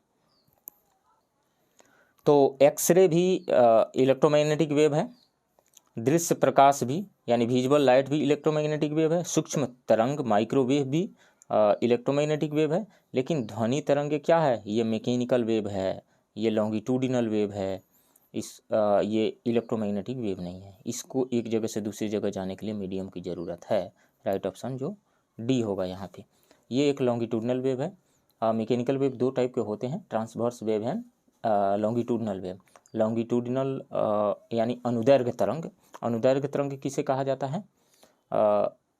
जब तरंग यानी वेव प्रोपेगेट करे यानी ट्रेवल करे यानी मूव करे, एक जगह से दूसरी जगह जाए, तो उस स्थिति में मीडियम के पार्टिकल का जो ऑसिलेशन है वो वेव के प्रोपेगेशन के डायरेक्शन में हो तो उसको लॉन्गिट्यूडिनल वेव कहा जाता है, यानी अनुदैर्घ्य तरंग कहा जाता है। जैसे ये कंप्रेशन और रेरिफेक्शन के फॉर्म में ट्रेवल करके जाता है। कंप्रेशन और रेरिफेक्शन के फॉर्म में, कंप्रेशन एंड रेरिफेक्शन, इसमें होता क्या है? ये एयर का लेयर है, एयर का पार्टिकल है, ये आगे बढ़ता है, फिर अपने मीन पोजीशन पे आता है, फिर पीछे की ओर चला जाता है इनर्शिया की वजह से, या आगे पीछे मोशन करता है। ये बाएं से दाएं जा रहा है और ये पार्टिकल जो है ये भी बाएं से दाएं ऑसिलेट कर रहा है, इसलिए यह एक लॉन्गिट्यूडिनल यानी अनुदैर्घ्य तरंग है। ट्रांसवर्स वेव क्या होता है? जैसे वेव ऑन स्ट्रिंग ले लीजिए, वेव ऑन स्ट्रिंग, स्ट्रिंग पर का वेव, वेव जो है वो बाएं से दाएं जा रहा है, लेकिन मीडियम पार्टिकल यानी स्ट्रिंग का जो पार्टिकल है ऊपर नीचे मोशन कर रहा है, यानी परपेंडिकुलर डायरेक्शन में मोशन कर रहा है, तो इस तरह के वेव को ट्रांसवर्स वेव कहा जाता है। और एक बात और जान जाइए, लाइट जो है एक ट्रांसवर्स वेव है। लाइट नॉन मैकेनिकल, इलेक्ट्रोमैग्नेटिक और ट्रांसवर्स वेव है। नेक्स्ट क्वेश्चन, निम्नलिखित में से कौन सामान्य परिस्थिति में वृक्ष के पत्तों की सरसराहट का डेसिबल स्तर प्रदर्शित करता है? तो 20 dB जो होता है, पत्तों के सरसराहट की आवाज़ जो होती है वो 20 डेसिबल तक का होता है। हम जो सांस लेते हैं वो 10 डेसिबल तक का होता है। और जो जैसे रेस्टोरेंट वगैरह में जो बातचीत होती है, जैसे रोड पे जो चल रहे हैं, नॉर्मल जो बातचीत होती है वो 60 डेसिबल की होती है। और बहुत ज़्यादा शोरगुल कहीं पर है, गाड़ियाँ आ रही हैं जा रही हैं, वो 100 dB तक भी हो सकती है। सो राइट ऑप्शन जो होगा बी होगा। नेक्स्ट क्वेश्चन, निद्रा रोग नामक बीमारी किससे होती है? विटामिन ए की कमी से? नहीं। शरीर में कैल्शियम की कमी से? नहीं। रक्तचाप के बढ़ने से? बिल्कुल नहीं। ट्रिपैनोसोमा नामक एक कोशिकीय जीव, ये ट्रिपैनोसोमा जो है एक प्रोटोजोआ है, इसकी वजह से निद्रा रोग बीमारी होती है। राइट ऑप्शन जो होगा वो डी होगा। स्लीप डिजीज जो होती है ट्रिपैनोसोमा नामक एक कोशिकीय प्रोटोजोआ से। नेक्स्ट क्वेश्चन, सिलिकोसिस एक है, तो यह एक प्रकार की बीमारी है। देखिए ये सिलिका से आया हुआ है, तो ये छोटे छोटे पार्टिकल है जो सांस के थ्रू अंदर हमारे शरीर के अंदर जाते हैं और फेफड़ा को डैमेज करते हैं। तो ये फेफड़ा से संबंधित रोग है, सिलिकोसिस फेफड़े से संबंधित रोग है। धूल कणों में उपस्थित सिलिका श्वसन के द्वारा मनुष्य के फेफड़े में पहुंच जाता है। सिलिका के नियमित रूप से फेफड़े में पहुंचने से यह रोग हो जाता है, तो यह फेफड़े से संबंधित बीमारी है। राइट ऑप्शन सी होगा। नेक्स्ट क्वेश्चन, एलर्जी के कारण कौन सी बीमारी होती है? डायबिटीज एलर्जी के कारण नहीं होता है, हैजा भी एलर्जी की वजह से नहीं होता है, रिंगवर्म भी एलर्जी की वजह से नहीं होता है, लेकिन अस्थमा जो है वो एलर्जी की वजह से होता है। राइट ऑप्शन डी होगा। नेक्स्ट क्वेश्चन, जेनेटिक इंजीनियरिंग में निम्न में से किसका प्रयोग किया जाता है? तो प्लाज्मिड का प्रयोग किया जाता है। राइट ऑप्शन जो होगा वो बी होगा। जेनेटिक इंजीनियरिंग में प्लाज्मिड का प्रयोग किया जाता है। एक जीवाणु की सभी समान गतिविधियों का नियंत्रण इसके एकल गुणसूत्र और जीन के छोटे छल्ले पर निर्भर करता है, जिसे प्लाज्मिड कहा जाता है। जेनेटिक इंजीनियरिंग में एक अलग जीव के गुणसूत्र को प्लाज्मिड में डाला जा सकता है। यह जीवाणु को एक नया पदार्थ बनाने की अनुमति देता है। नेक्स्ट क्वेश्चन, निम्नलिखित प्रति सूक्ष्मजीवी औषधियों यानी एंटी माइक्रोबियल ड्रग्स में से कौन सी यक्ष्मा और कुष्ठ दोनों की चिकित्सा के लिए उपयुक्त है? यानी ट्यूबरकुलोसिस एंड कुष्ठ दोनों ही के लिए, लेप्रोसी, ट्यूबरकुलोसिस एंड लेप्रोसी दोनों ही के लिए, दोनों ही में यूज किया जाता है। तो वो है अमीनोसैलिसैलिक एसिड। राइट ऑप्शन जो होगा वो बी होगा। नेक्स्ट क्वेश्चन, गैसोहोल है। तो गैसोहोल एक तरह का ईंधन है यानी फ्यूल है जिसमें 10% इथाइल अल्कोहल यानी C2H5OH इथाइल अल्कोहल और ये होता है 10% और 90% जो होता है इसमें पेट्रोल होता है, पेट्रोल। यानी गैसोहोल क्या है? एक प्रकार का फ्यूल है जो इथाइल अल्कोहल एंड पेट्रोल का मिक्सचर है जिसमें इथाइल अल्कोहल जो होता है 10% और पेट्रोल 90% होता है। तो राइट ऑप्शन कौन सा हो जाएगा? ए हो जाएगा। नेक्स्ट क्वेश्चन, भारी वाहन में डीजल का उपयोग इसलिए किया जाता है अधिक माइलेज और इंजन की सुरक्षा, नहीं। कम खर्च और ईंधन की बचत, ये भी नहीं। उच्च क्षमता और आर्थिक बचत, नहीं। पेट्रोल की अपेक्षा सस्ता होने के कारण, नहीं। ये सही है, उच्च क्षमता और आर्थिक बचत। मतलब ये रहा कि डीजल का प्रयोग भारी वाहनों में इसलिए किया जाता है क्योंकि यह भारी बोझ को खींचने के लिए अधिक पावर प्रोवाइड करता है, अधिक शक्ति प्रदान करता है और साथ ही ये सस्ता भी है, तो आर्थिक बचत भी इससे होती है। सो सूटेबल आंसर जो होगा वो सी होगा यहाँ पे। नेक्स्ट क्वेश्चन, जिस रूप में पौधे नाइट्रोजन प्राप्त करते हैं वह है। तो नाइट्रेट के फॉर्म में प्राप्त करते हैं। राइट ऑप्शन जो है बी होगा। फ्री ऑक्सीजन जो है N2 उस फॉर्म में नहीं, ये नहीं प्राप्त कर सकते हैं, ये यूज नहीं कर सकते हैं। ये नाइट्रेट क्या होता है? नाइट्रोजन एंड ऑक्सीजन के रिएक्शन से बनने वाला जो कंपाउंड होता है नाइट्रेट होता है और इसी फॉर्म में पौधे जो है इसको प्राप्त करते हैं। नेक्स्ट क्वेश्चन, निम्नलिखित तत्वों में से कौन जब वायु तथा अंधेरे में रखा जाता है तो स्वतः दीप्त हो उठता है? तो लाल फास्फोरस जो मैच बॉक्स में यूज होता है ये तो स्वतः नहीं जल उठता है, लेकिन व्हाइट फास्फोरस यानी श्वेत फास्फोरस जो स्वतः जो जल उठता है। राइट ऑप्शन बी होगा, इसलिए इसको पानी में डुबो करके रखा जाता है। नेक्स्ट क्वेश्चन, निम्नलिखित में से कौन सा रूपांतरित स्तंभ है? तो आलू जो है एक रूपांतरित तना है, रूपांतरित स्तंभ है। राइट ऑप्शन डी होगा। नेक्स्ट क्वेश्चन, किसी भी प्रजाति में गुणसूत्र की संख्या आयु के साथ बढ़ती है? नहीं। आयु के साथ घटती है? नहीं। वजन के साथ बढ़ती है? बिल्कुल नहीं। न तो आयु के साथ बढ़ती घटती है, नहीं वजन के साथ बढ़ती घटती है, रिमेन सेम रहती है, स्थिर रहती है। राइट ऑप्शन जो होगा वो सी रहेगा। नेक्स्ट क्वेश्चन, जीन के भीतर अनुक्रम आधार में परिवर्तन कहलाता है संयोजन, इसका सूटेबल जो वर्ड होगा वो म्यूटेशन होगा। म्यूटेशन, म्यूटेशन, म्यूटेशन की वजह से किसी भी जीव में परिवर्तन है। जैसे वायरस है, अलग अलग वेरिएंट क्यों आ जाते हैं? जो कोविड है, कोरोना वायरस के अलग अलग वेरिएंट्स क्यों आते हैं? तो वायरस जो है अपने जेनेटिक मटेरियल में जब चेंज कर लेता है, किसी भी कारण से जेनेटिक मटेरियल में चेंज कर लेता है तो उसको म्यूटेशन कहा जाता है। राइट ऑप्शन जो होगा वो सी होगा, म्यूटेशन। नेक्स्ट क्वेश्चन, मानव रक्त की श्यानता का कारण क्या है? श्यानता का मतलब विस्कोसिटी, और विस्कोसिटी क्या है? यह फ्लूइड के लेयर्स के बीच में लगने वाला फ्रिक्शन है, यानी द्रव में लगने वाला फ्रिक्शन है, घर्षण है ये। तो ये किसकी उपस्थिति के कारण होता है?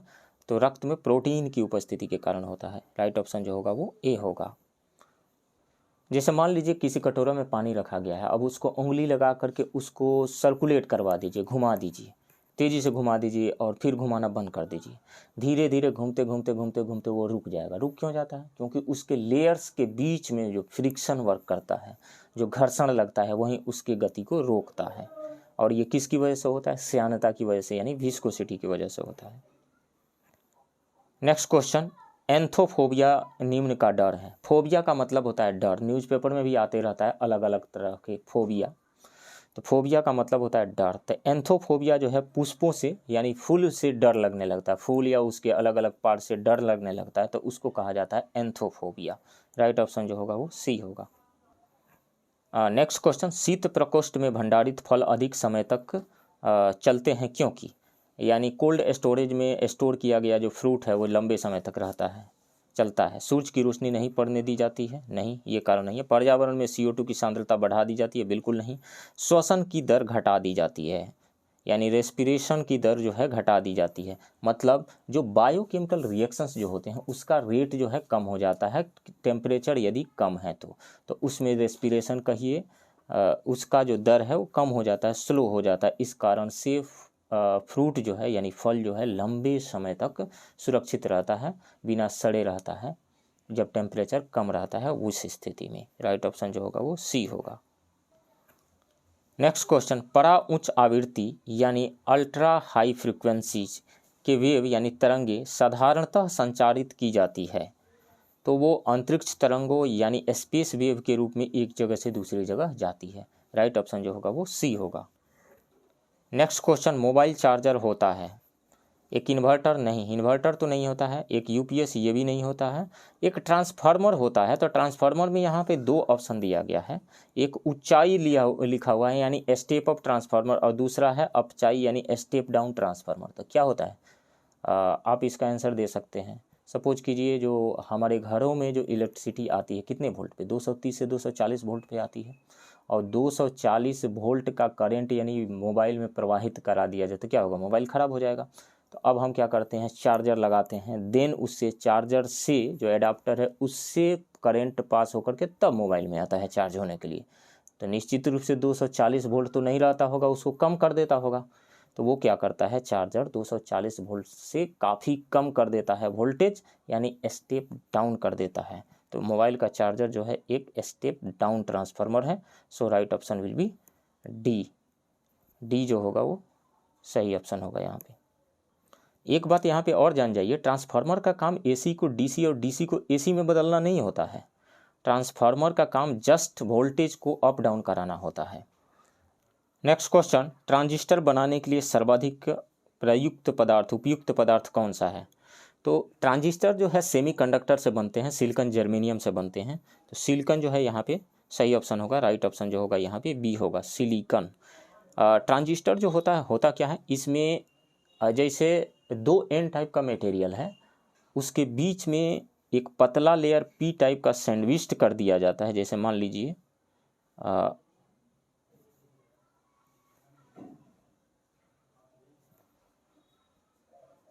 ये एन टाइप का मटेरियल है और ये एन टाइप का मटेरियल है, इसमें इलेक्ट्रॉन एक्सेस होते हैं। एन टाइप के मटेरियल में फ्री इलेक्ट्रॉन एक्सेस में होते हैं और इसमें एक पतला लेयर पी टाइप का लेयर सैंडविच कर दिया जाता है। तो इसको NPN ट्रांजिस्टर कहा जाता है, NPN ट्रांजिस्टर। इसमें 3 टर्मिनल्स होते हैं और इसी तरीक़ा से दो पी टाइप मटेरियल के बीच में यदि एन टाइप का मटेरियल सैंडविच कर दिया जाएगा तो वो हो जाएगा PNP ट्रांजिस्टर। ट्रांजिस्टर जो है 3 टर्मिनल डिवाइस है और ये एन टाइप और पी टाइप मटेरियल क्या है, सिलिकॉन हो गया या फिर जर्मेनियम हो गया, उसमें डोपिंग कर दी जाती है। तो एन टाइप में इलेक्ट्रॉन एक्सेस में रहता है और पी टाइप में होल एक्सेस में रहता है। 2-3 पॉइंट्स यहाँ से इंपॉर्टेंट है, एग्जाम में आ सकता है। पहली बात यह है कि ये 3 टर्मिनल डिवाइस है, 2 टाइप का होता है, NPN ट्रांजिस्टर और PNP ट्रांजिस्टर। ठीक है। नेक्स्ट क्वेश्चन, प्रकाश वोल्टीय सेल यानी फोटोवोल्टिक सेल, फोटोवोल्टाइक सेल क्या होता है। इसमें फोटो लगा हुआ है, प्रकाश लगा हुआ है। तो ये जो है प्रकाश ऊर्जा को विद्युत ऊर्जा यानी सोलर एनर्जी को इलेक्ट्रिकल एनर्जी में कन्वर्ट करता है। तो यह है क्या, एक सौर सेल है यानी सोलर सेल है। राइट ऑप्शन जो होगा ए होगा। नेक्स्ट क्वेश्चन, क्वांटम सूचना का मूल मात्रक क्या है। तो क्वांटम QUANTUM, क्वांटम क्यू से शुरू हो रहा है तो क्यूबिट होता है इसमें, क्वांटम क्यूबिट। राइट ऑप्शन जो होगा डी होगा। नेक्स्ट क्वेश्चन, श्याम बीबर यानी ब्लैक होल है तो हवाई जहाज की उड़ान का अभिलेखक नहीं, सूर्य पर एक धब्बा बिल्कुल नहीं, अंटार्कटिक की एक जगह बिल्कुल नहीं, सिमट गया तारा बिल्कुल। जो कोई भी स्टार जो है अपनी अंतिम अवस्था में आता है तो अपने आप को वो उसमें कंट्रैक्शन होने लगता है, बहुत ही ज़्यादा कंट्रैक्शन, अपने आप को सिकुड़ लेता है वो, और उसकी वजह से उसका ग्रेविटेशनल फील्ड जो है इतना स्ट्रॉन्गर हो जाता है कि उसके पास से गुजरने वाले लाइट को भी वो एब्जर्व कर लेता है, लाइट को ही पास नहीं होने देता है। तो ब्लैक होल क्या है, एक सिमट गया तारा। राइट ऑप्शन डी होगा। नेक्स्ट क्वेश्चन, भारी मशीनों के उपयोग के लिए स्नेहक कौन सा है। स्नेहक यानी लुब्रिकेंट। तो बॉक्साइट का तो लुब्रिकेंट के फॉर्म में हम यूज नहीं कर सकते हैं, फास्फोरस भी नहीं कर सकते हैं, एंड सिलिकॉन ऑयल भी नहीं कर सकते हैं। ग्रेफाइट का यूज हम कर सकते हैं स्नेहक यानी लुब्रिकेंट के रूप में, होता ही है इसका यूज। राइट ऑप्शन जो होगा सी होगा। अब सवाल ये उठता है कि इसका स्नेहक यानी लुब्रिकेंट के रूप में इसी का यूज क्यों किया जाता है। तो देखिए, जो कार्बन के जो एलोट्रॉप्स होते हैं, 3 एलोट्रॉप्स होते हैं, डायमंड, ग्रेफाइट एंड फ्लोरेंस। तो इन तीनों एलोट्रॉप्स में ग्रेफाइट का जो स्ट्रक्चर होता है हेक्सागोनल प्लेनर होता है, हेक्सागोनल होता है। ग्रेफाइट का जो स्ट्रक्चर होता है वो हेक्सागोनल होता है, प्लेनर होता है, हेक्सागोनल प्लेनर। तो इस कारण से, और डायमंड का क्या होता है, टेट्राहेड्रल होता है। तो इसका हेक्सागोनल प्लेनर स्ट्रक्चर होने की वजह से एक लेयर दूसरे लेयर पर आसानी से फिसल जाता है, और यही कारण है कि इसका यूज जो है लुब्रिकेंट के रूप में किया जाता है। नेक्स्ट क्वेश्चन, जल किसी अन्य द्रव की अपेक्षा अधिक पदार्थों को घोल सकता है क्योंकि? यह ऊष्मा का सुचालक है, लेकिन इसकी वजह से यह अधिक पदार्थों को नहीं घोलता है। इसकी विशिष्ट ऊष्मा का मान उच्च होता है, बिल्कुल। सबसे ज़्यादा स्पेसिफिक हीट कैपेसिटी का वैल्यू जो होता है 4200 कह सकते हैं, ये इतना सबसे ज़्यादा होता है, लेकिन इस कारण से यह अधिक पदार्थों को अपने अंदर नहीं घुलाता है। तो ये भी सूटेबल आंसर नहीं होगा। यह हाइड्रोजन का ऑक्साइड है, बिल्कुल H2O जो है हाइड्रोजन का ऑक्साइड है, तो लेकिन ये इसकी वजह से नहीं घुलाता है। अब आते हैं, इसकी प्रवृत्ति ध्रुवीय होती है। प्रकृति ध्रुवीय यानी पोलर कंपाउंड है, ये पोलर सॉल्वेंट है। पोलर सॉल्वेंट जैसे देखिए, ऑक्सीजन जो है, हाइड्रोजन जो है, यहाँ हाइड्रोजन जो है, ऑक्सीजन और हाइड्रोजन के बीच में एक कोवैलेंट बॉन्ड बना हुआ है। इस ऑक्सीजन एंड हाइड्रोजन के बीच में एक कोवैलेंट बना हुआ है, 2 इलेक्ट्रॉन के मिलने से बना हुआ है, शेयरिंग से बना हुआ है। चूँकि ऑक्सीजन की इलेक्ट्रोनेगेटिविटी यानी इलेक्ट्रॉन की अपनी तरफ खींचने की क्षमता ज़्यादा है, इस कारण से बॉन्डिंग इलेक्ट्रॉन को ये स्लाइटली अपनी तरफ खींच लेता है। बॉन्डिंग इलेक्ट्रॉन को, इस कारण से इलेक्ट्रॉन का क्लाउड जो है, इलेक्ट्रॉन का क्लाउड ऑक्सीजन की तरफ ज़्यादा रहता है और हाइड्रोजन की तरफ कम हो जाता है। इस कारण से इस पे स्लाइटली नेगेटिव चार्ज आता है ऑक्सीजन पे, और स्लाइटली पॉजिटिव चार्ज आ जाता है हाइड्रोजन पे। तो इस हाइड्रोजन पे भी स्लाइटली पॉजिटिव चार्ज आ गया, तो इस कारण से 2 पोल्स तो बन ही गए, एक पॉजिटिव चार्ज और एक नेगेटिव चार्ज का 2 पोल बन गए, और यही कारण है कि ये अधिकांश पदार्थों को अपने में घुला लेता है। तो इसकी प्रकृति ध्रुवीय होने के कारण यह अधिक पदार्थों को अपने अंदर घुलाता है। राइट ऑप्शन जो होगा वो ए होगा। नेक्स्ट क्वेश्चन, निम्नलिखित में से कौन सा जैविक नाइट्रोजन निर्धारण से संबंधित है? तो वो है नीला हरित शैवाल। राइट ऑप्शन जो होगा वो डी होगा। नील हरित शैवाल जलीय पौधों का एक ऐसा समूह होता है जिसे साइनोबैक्टीरिया भी कहा जाता है। यह एक कोशिकीय जीवाणु है। इस जीवाणु को धान की फसल के लिए वायुमंडलीय नाइट्रोजन को भूमि में संस्थापित कराने के उद्देश्य से उपयोग में लाया जाता है। नील हरित शैवाल प्रकाश संश्लेषण से ऊर्जा ग्रहण करके वायुमंडलीय नाइट्रोजन का भूमि में स्थिरीकरण करता है। नेक्स्ट क्वेश्चन, ट्यूबलाइट में भरी होती है, क्या होती है? सोडियम वाष्प नहीं। कम दाब पर ऑर्गन गैस भरी रहती है, ये भरी रहती है।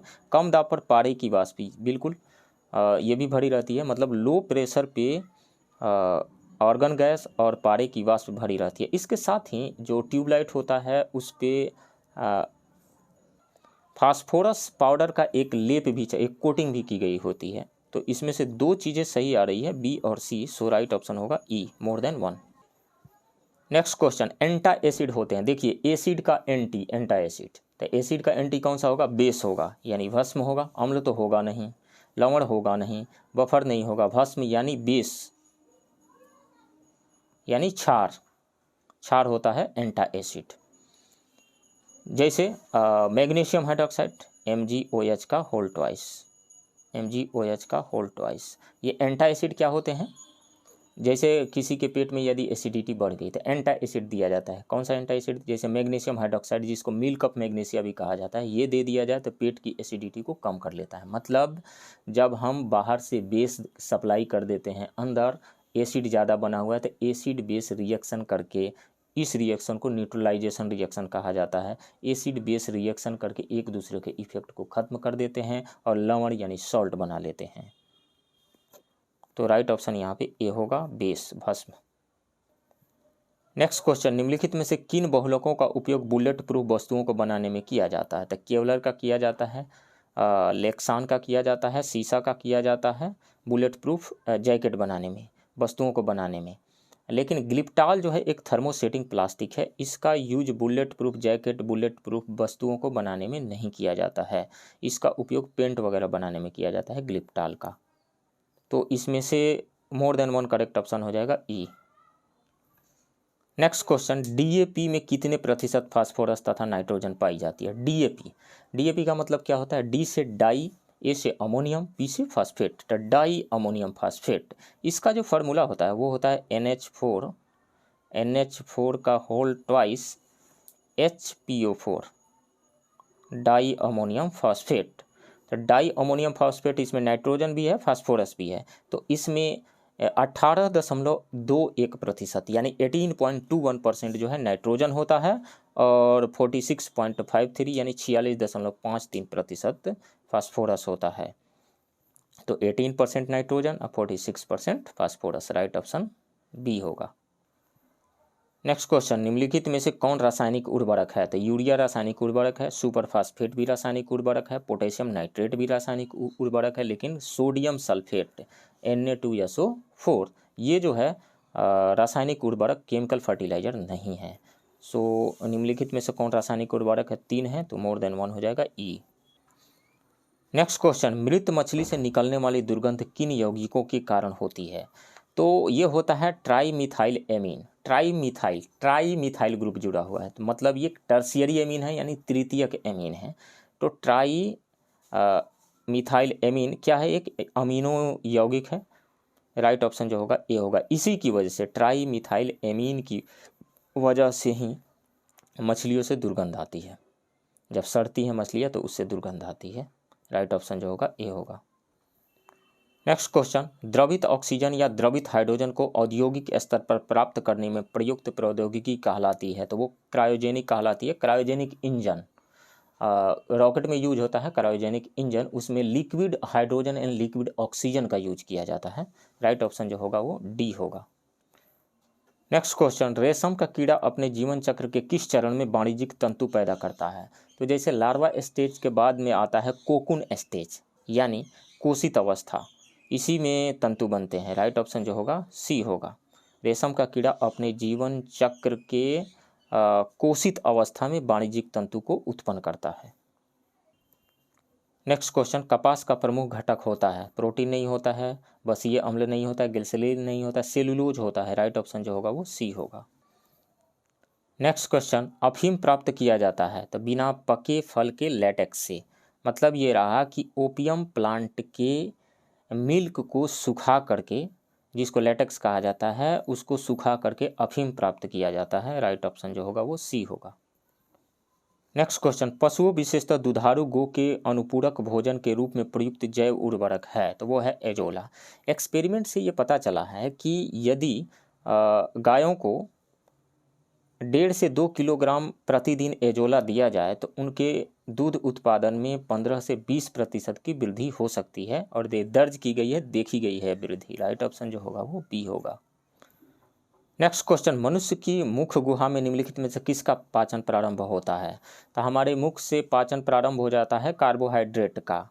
कार्बोहाइड्रेट का पाचन मुंह से ही प्रारंभ हो जाता है, राइट ऑप्शन जो होगा सी होगा। किसकी उपस्थिति में? हमारी लार में उपस्थित होता है एमाइलेज एंजाइम, जो स्टार्च यानी कार्बोहाइड्रेट को तोड़ देता है। किसमें?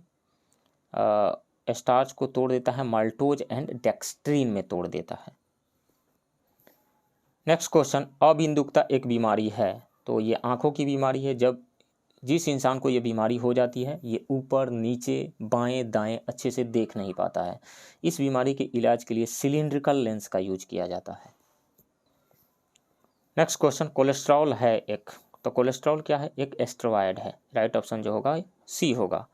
कोलेस्ट्रॉल एक चिपचिपा मोमयुक्त एल्कोहलीय पदार्थ है जो कोशिका में पाया जाता है तथा रक्त प्लाज्मा में संचालित होता है। कोलेस्ट्रॉल को एस्टेरॉयड के रूप में वर्गीकृत किया जाता है।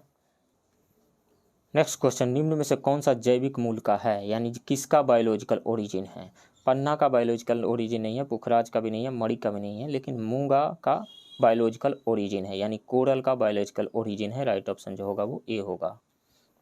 नेक्स्ट क्वेश्चन, टेट्राप्लेजिया का अर्थ है। टेट्रा का मतलब होता है चार, यानी दोनों हाथ और दोनों पैर में जब पक्षाघात हो जाए, लकवा हो जाए, तो उसे कहा जाता है टेट्राप्लेजिया। राइट ऑप्शन जो होगा वो डी होगा, दोनों हाथों एवं दोनों पैरों का पक्षाघात। नेक्स्ट क्वेश्चन, कृत्रिम रेशम का निम्नलिखित नाम है। तो कृत्रिम रेशम एक प्रकार का सिंथेटिक फाइबर है जिसे रेयॉन कहा जाता है, रेयॉन नाम से जाना जाता है। राइट ऑप्शन जो होगा ए होगा। नेक्स्ट क्वेश्चन, डीएनए अंगुली छापन और नैदानिक शोध केंद्र अवस्थित है। मतलब DNA finger printing and clinical research जो है वो कहाँ पे लोकेटेड है, तो हैदराबाद में है। राइट ऑप्शन जो होगा वो सी होगा। नेक्स्ट क्वेश्चन, जब शरीर में निर्जलीकरण यानी डिहाइड्रेशन होता है तो पदार्थ जो सामान्यतः रूप से शरीर से लुप्त हो जाता है वह है।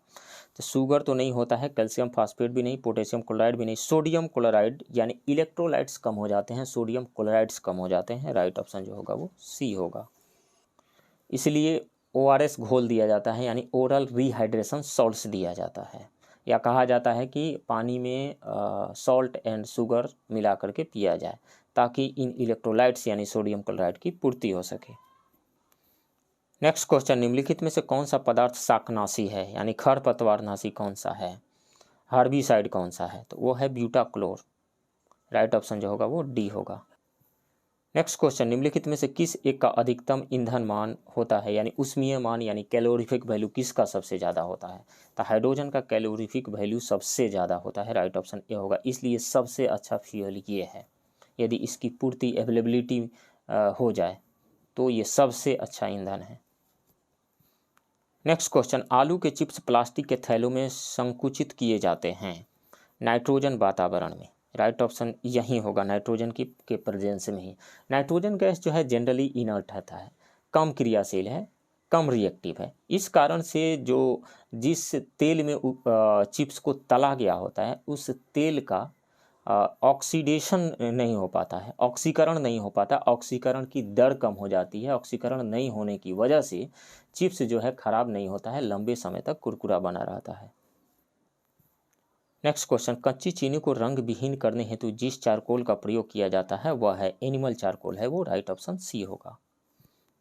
नेक्स्ट क्वेश्चन, शहद का घटक है, तो शहद में ग्लूकोज भी पाया जाता है, सुक्रोज भी पाया जाता है, माल्टोज भी पाया जाता है, फ्रक्टोज भी पाया जाता है। शहद में फ्रक्टोज जो है 38.2% पाया जाता है सबसे ज़्यादा, उसके बाद ग्लूकोज 31.3%, उसके बाद सुक्रोज 1.3% यानी 1.3%, माल्टोज 7.1% और वाटर जो होता है 17.2% पाया जाता है। तो ई हो जाएगा मोर देन 1।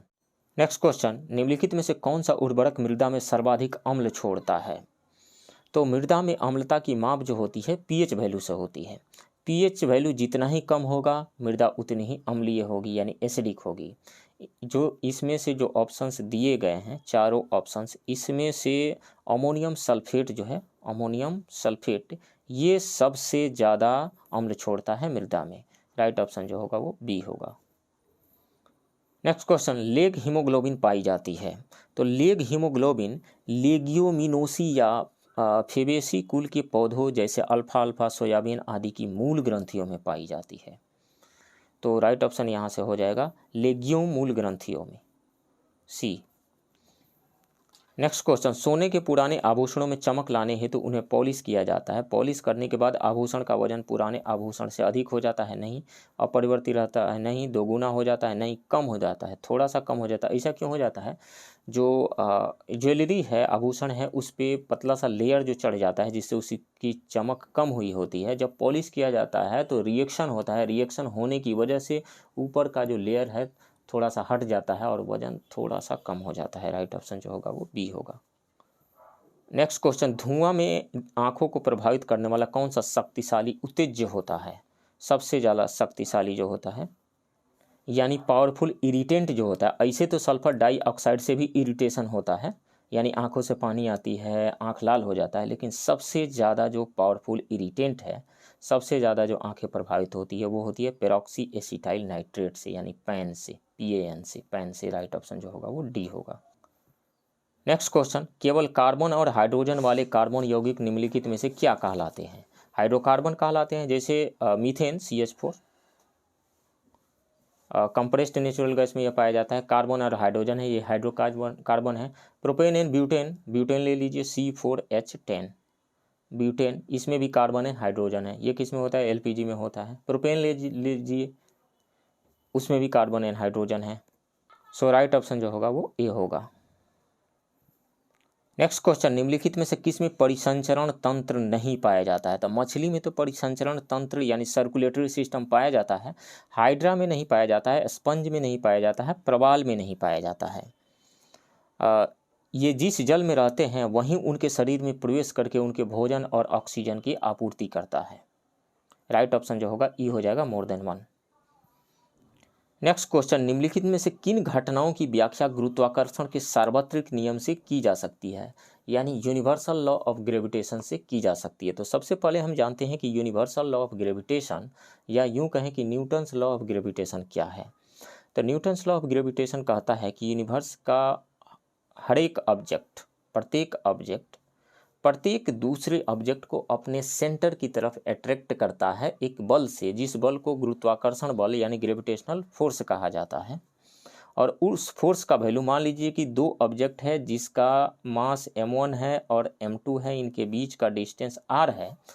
तो ये न्यूटन्स लॉ ऑफ ग्रेविटेशन कहता है कि इनके बीच जो ग्रेविटेशनल फोर्स लगेगा F, वो डायरेक्टली प्रोपोर्शनल होगा इनके द्रव्यमान के गुणनफल के, m1 m2 के, और इन्वर्सली प्रोपोर्शनल होगा जो इनके बीच की दूरी है उसके स्क्वायर के, inversely proportional to square of distance between them. तो इस तरीक़ा से आ जाता है F proportional to m1 m2 by r square. तो फार्मूला निकल करके आ जाता है F is equal to G m1 m2 by r square, जहाँ G क्या है? एक कांस्टेंट है जिसको यूनिवर्सल ग्रेविटेशनल कांस्टेंट कहा जाता है। ये कांस्टेंट ऑफ प्रोपोर्शनलिटी है जिसका वैल्यू होता है 6.67 इंटू 10⁻⁻11 न्यूटन मीटर स्क्वायर पर kg स्क्वायर। ये है, मतलब ये लॉ कहता है कि यूनिवर्स का हर एक ऑब्जेक्ट दूसरे ऑब्जेक्ट को अपनी तरफ खींचता है।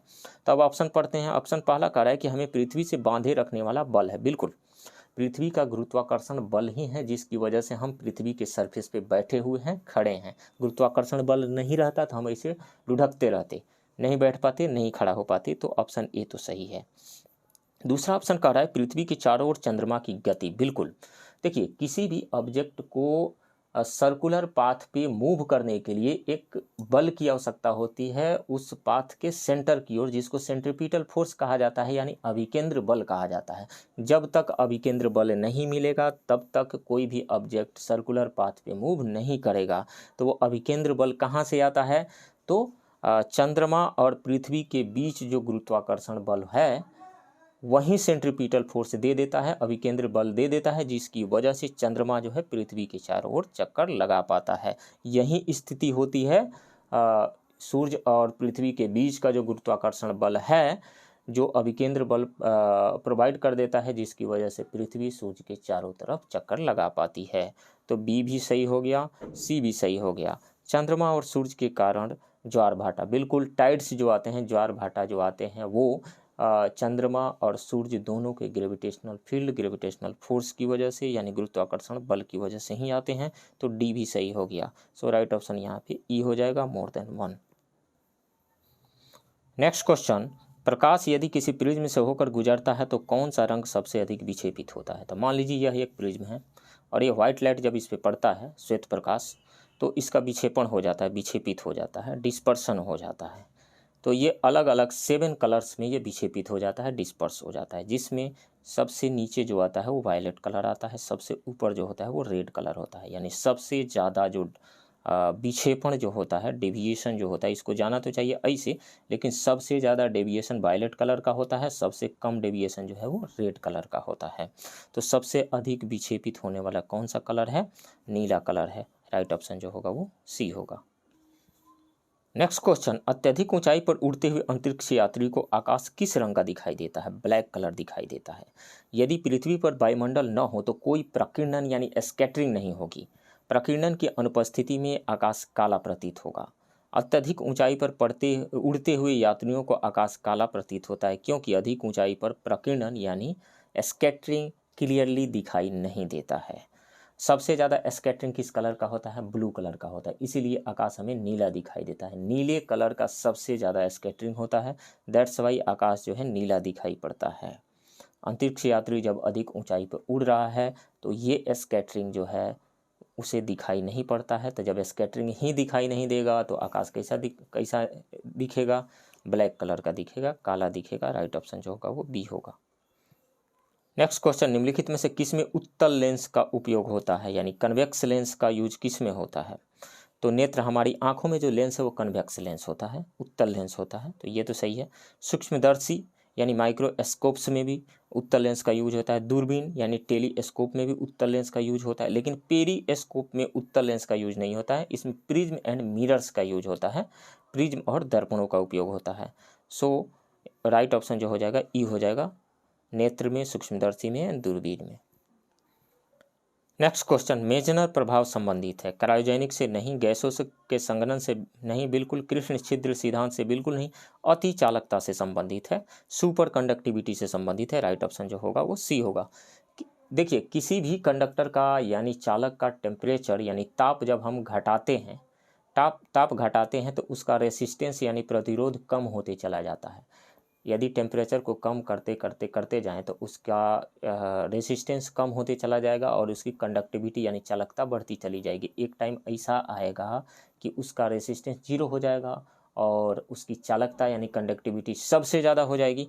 तो उस केस में उसको कहा जाएगा सुपर कंडक्टिविटी, यानी वो सुपर कंडक्टर बन गया है। तो ये मेजनर प्रभाव जो है, मेजनर प्रभाव चुंबकीय क्षेत्र का अति चालक से बाहर की ओर प्रसार है, जबकि यह अति चालकीय अवस्था में संक्रमण की स्थिति में होता है।